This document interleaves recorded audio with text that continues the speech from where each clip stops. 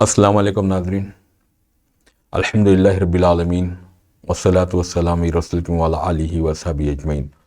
اللہم صلی وسلم وبارک علی سیدنا محمد حکیم الحکمہ وعلی آلہ وبارک وسلم تسلیما کثیرا کثیرا۔ ہم آپ کے سامنے آج کدو کے بارے میں بیان کرنے جا رہے ہیں، جس کو کوکمبر کدو بولے تو آپ کے سامنے آ جائے گا کہ لمبا سا ہوتا ہے۔ اس کے یہ کھانے میں اس کے کدو کا دالچا بنایا جاتا ہے، کدو کا سالن بنایا جاتا ہے۔ تو یہاں پہ جب کدو کا جب ذکر آیا تو نبی کریم صلی اللہ علیہ وسلم نے اس کو پسند فرمایا۔ تو پسند اس لیے فرمایا کہ جب صحابہ آئے تو کدو آیا، کدو کے سامنے تو ہر نبی کریم کو ضروری نہیں ہے کہ ہر چیز کے اوپر آپ اس کے فوائد بیان فرمائیں، مگر آپ جب کوئی چیز کو پسند فرماتے تھے تو اس میں حکمتیں رہتی تھی کہ کیا حکمتیں ہیں۔ تو جب صحابہ جب دیکھتے تھے آپ کا عمل تو اس کے اوپر عمل کرتے تھے۔ تو ایک واقعہ ہے کہ نبی کریم صلی اللہ علیہ وسلم ایک غلام کو آزاد کر دیے، تو وہ غلام نے کیا کیا کہ درزی کا کام شروع کر دیا۔ درزی کے پیشے میں ان کو اتنی برکت ہوئی کہ انہوں نے نبی کریم صلی اللہ علیہ وسلم کو جو ہے دعوت کی، بلایا گیا، رسول اللہ صلی اللہ علیہ وسلم میرے گھر تشریف لائیے، میں آپ کی دعوت کرنا چاہ رہا ہوں۔ تو نبی کریم صلی اللہ علیہ وسلم صحابہ کے ساتھ وہ درزی صحابی کے گھر پہنچے، اور وہاں پر بیٹھ کے جب ان کے سامنے نبی کریم صلی اللہ علیہ وسلم جب کھانا پیش کیا گیا تو اس میں جو کی روٹی تھی،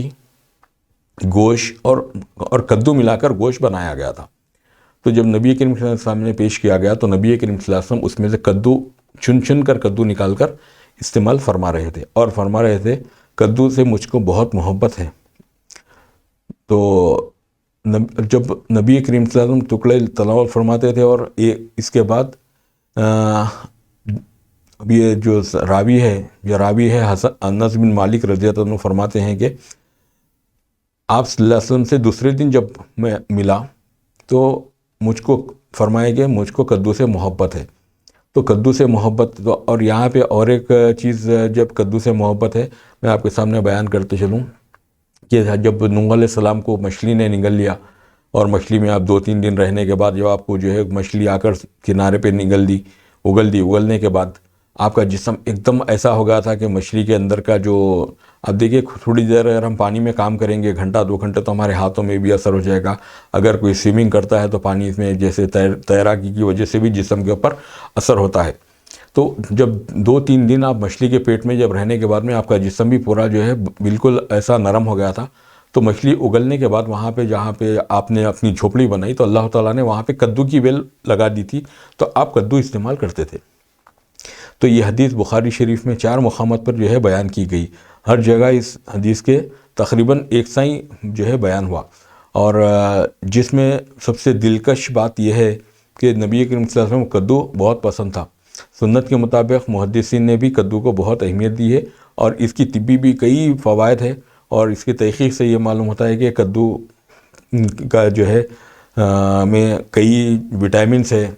اور وہ بھی کافی مقدار میں، جیسے آئرن ہے، وٹامن سی ہے، وٹامن بی کمپلیکس ہے، اور پھر اب مقدار کدو کی، اب کدو کیسا کھائیں گے؟ کدو جو ہے جیسے کھیرا کھاتے، کھیرے کے ویسا کدو نہیں کھا سکتے، تو کدو کو پکا کر اس میں تھوڑا ادرک لہسن وغیرہ جو بھی ملا کر استعمال کرنے سے آپ کو فائدہ ہوتا ہے، آپ استعمال کر سکتے ہیں۔ تو اس میں سوڈیم ہے، کیلشیم ہے، پوٹاشیم ہے، اور جس کی وجہ سے اگر یہ استعمال میں رہے تو بلڈ پریشر کا بھی آپ کو فائدہ ہوتا ہے، اور چھوٹے بچوں کو ہاضمے میں کام آتا ہے کھانے سے، اور ذیابطیس کے مریض بھی اگر کدو کا استعمال کریں تو یہ ان کے لیے بہترین غذا ہے۔ اور ہندوستان میں تو کدو کو جو ہے بہت اہمیت دی گئی، ہر جگہ اس کی پیداوار ہے، اور اس کے اندر جو ہے کیلوریز کم ہوتے ہیں، غذائیت زیادہ ہوتی ہے، تو آپ اس کے استعمال کرنے سے آپ کے جسم میں سے چکنائی بھی دور ہوتی ہے، اور وزن بھی گھٹتا ہے۔ تو اس طرح کدو کے ہے، اور کدو کو اگر نچوڑ کر اس کا پانی نکال کر گلاب کے میں ملا کر بھی استعمال کرتے ہیں، اور جیسے کدو کا چھلکا ہے، کدو کا چھلکا ابال کر استعمال کرنے سے گردے کی پتھری کو بھی فائدہ ہوتا ہے۔ اور جیسے اگر کسی کو ہسٹیریا ہو گیا ہے، کسی عورتوں کو نیند کی کمی ہو گئی ہے، بے چینی ہے، جیسے کئی عورتیں ہیں ان کے شوہر باہر ہوتے ہیں، تو اگر وہ عورتیں یہاں رہتی ہیں کہ ان کو کوئی اگر زنانی مسائل جیسے گائنیکولوجیکل پرابلم ہے، تو وہ بھی کدو کا اگر زیادہ استعمال کریں تو ان کو بہت فائدہ ہوتا ہے۔ تو کدو کا سے استعمال کرنے سے نیند بھی آتی ہے، ہسٹیریا کی شکایت بھی جاتی ہے، اور کدو کے مغز کا بھی، جو کدو کے بیج ہوتے ہیں، کدو کے بیج کا بھی بہت زبردست اثر ہے۔ کدو کے بیج بادام اور اخروٹ، تل اور کاہو، یہ ایسا ملا کر دھوپ میں رکھ کر اگر آپ سر کے اوپر ڈالیں تو جو ہے یہ آپ کے دماغ کو بھی سکون پہنچاتی ہے اور نیند بھی لاتی ہے۔